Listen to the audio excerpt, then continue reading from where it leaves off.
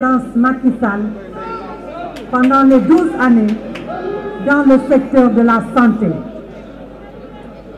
Ceux qui me connaissent savent que j'ai passé plus de 30 ans dans ce système et que je dois pouvoir en parler et pouvoir mesurer les résultats.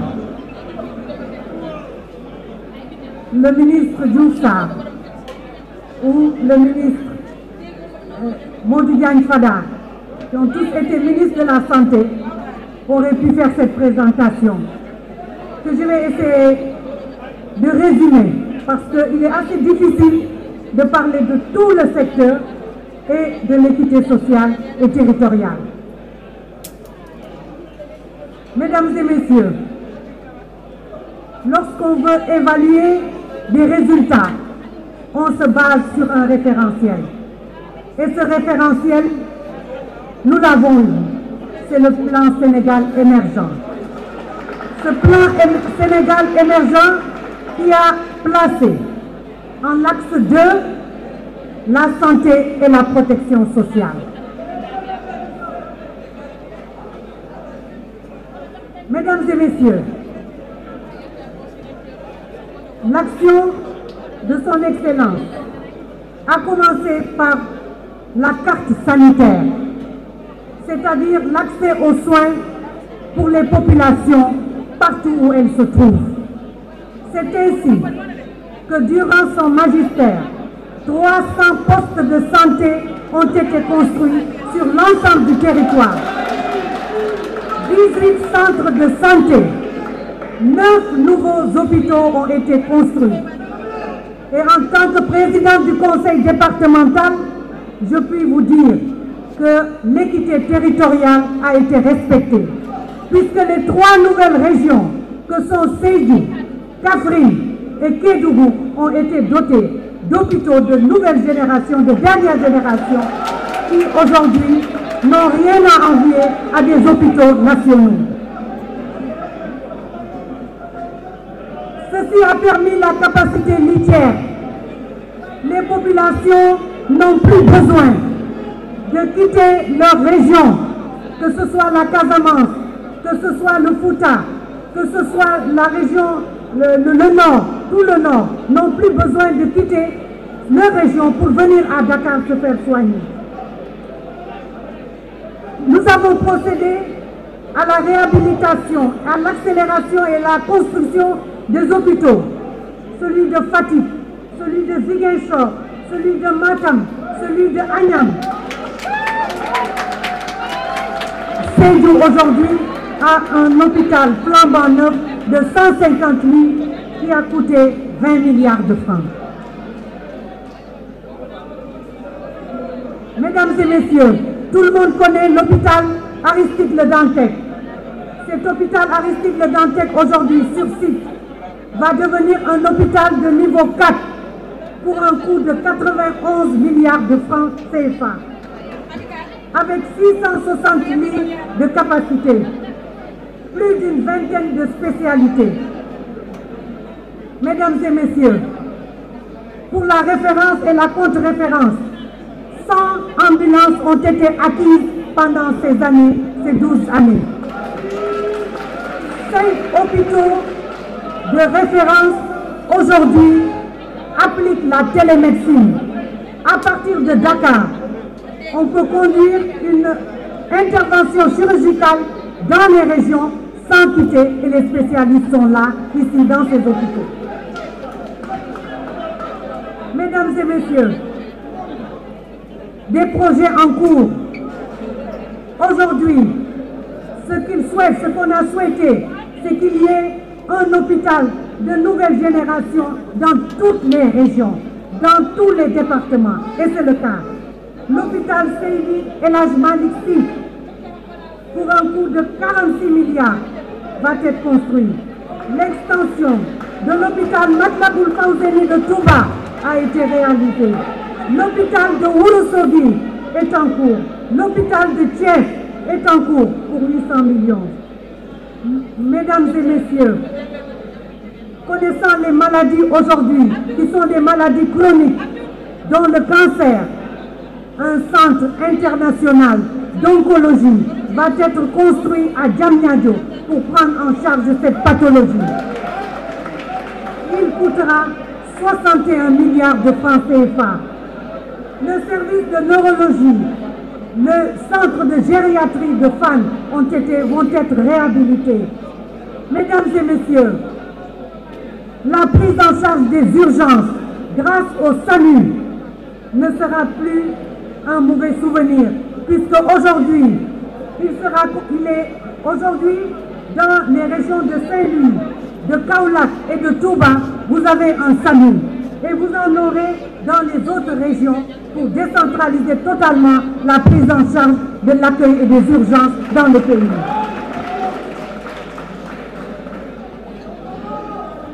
Puisque nous n'avons pas beaucoup de temps, mesdames et messieurs, la beauté de ce programme a été la décentralisation. Aujourd'hui, les populations ont un accès géographique assuré, garanti pour les soins de qualité. Et ça, ce n'est plus à prouver.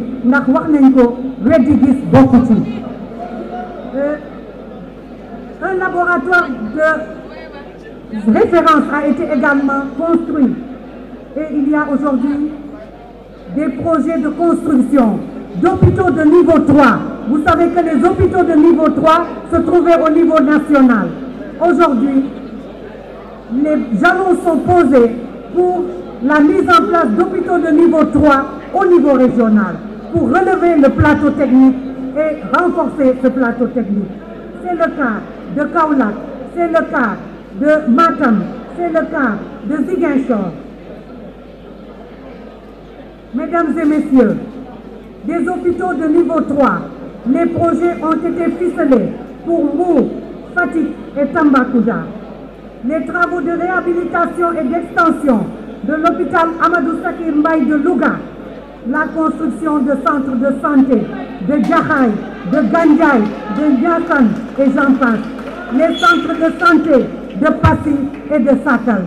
On pourrait passer toute une journée à énumérer ces centres de santé et postes de santé qui ont été construits pendant ces 12 années. Mesdames et messieurs, le Sénégal doit être fier d'avoir connu des progrès et des réussites dans la médecine.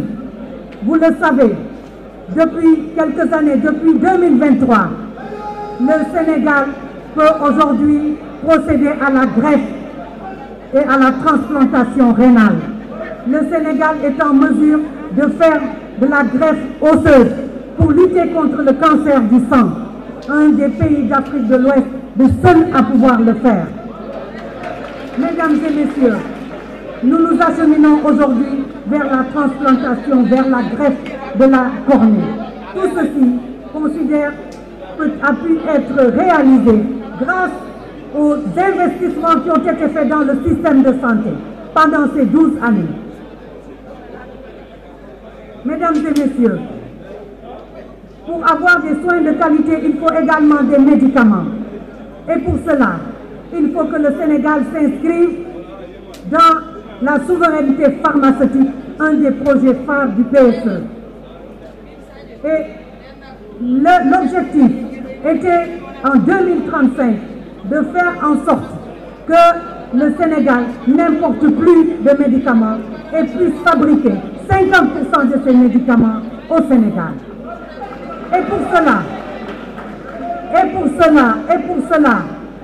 l'agence de réglementation pharmaceutique a été mise en place pour l'homologation des médicaments, le contrôle de qualité des médicaments, la lutte contre le marché illicite des médicaments.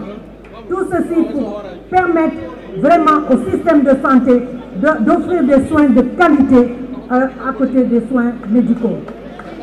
Mesdames et messieurs, vous avez entendu parler de ce beau projet qui s'appelle le projet Madiba. Ce projet Madiba qui va nous permettre, grâce à l'Institut Pasteur, de fabriquer des vaccins au Sénégal. Mesdames et messieurs, aujourd'hui, la pharmacie nationale d'approvisionnement a changé de statut. C'est un établissement à caractère industriel, rien que pour garantir l'accès aux médicaments et aux soins de qualité. Mesdames et messieurs, parler du système de santé, parler des réalisations du système de santé pourrait nous prendre toute une matinée et tout un après-midi. Mais comme vous le savez, nous avons des livrables. Les hôpitaux sont là, les postes de santé sont là, les centres de santé également sont là. Mesdames et messieurs, mais à côté de cela, il faut que la santé soit accessible. Il faut que les personnes les plus vulnérables aient accès à la santé et aux services sociaux de base. Et pour cela, un des programmes le plus important concernant les filets sociaux et que tout le monde connaît aujourd'hui, c'est la couverture maladie universelle. Comme vous le savez, cette couverture maladie universelle a été lancée en 2015. En 2015, et elle a permis de faire passer l'assurance maladie de 20% à 75%. Mais également, pour les personnes qui n'ont pas d'assurance maladie, soit 2 millions de personnes, de pouvoir accéder aux mutuelles de santé. Mesdames et messieurs, aussi, 106 000 femmes enceintes ont eu droit, grâce à cette CMU, à pouvoir avoir accès à la césarienne gratuite, grâce à cette CMU. Mesdames et messieurs, 8 millions d'enfants, 8 377 000 enfants ont eu droit, entre 0 et 5 ans, ont eu droit à l'accès aux soins gratuits dans les structures de santé grâce à la CMU. Mesdames et messieurs, 303 000 personnes âgées de 60 ans ont eu droit à un accès gratuit aux soins de santé grâce au plan Sésame et grâce à la CMU. Mesdames et messieurs, on peut parler d'équité sociale, on peut parler d'équité territoriale. Et le vœu le plus cher de son Excellence était un Sénégal de tous et un Sénégal pour tous. Et c'est la raison pour laquelle on ne peut occulter un autre programme extrêmement important qui a été mis en place, qui est celui des bourses de sécurité familiale. Des bourses de sécurité familiale qui ont permis à 316 000 ménages d'avoir une bourse de 25 000 francs par trimestre et qui est passée aujourd'hui à 35 000 francs. Mesdames et messieurs, 70 000 personnes vivant avec un handicap ont eu droit à la carte d'égalité des chances qui leur permet d'accéder gratuitement aux structures de santé. Mesdames et messieurs, je vais m'arrêter, mais pour dire que sans ces produits, sans ces efforts, sans ces livrables, nous n'aurions jamais pu passer cette crise sanitaire mondiale qui a été la Covid-19 et dont tout le monde se souvient.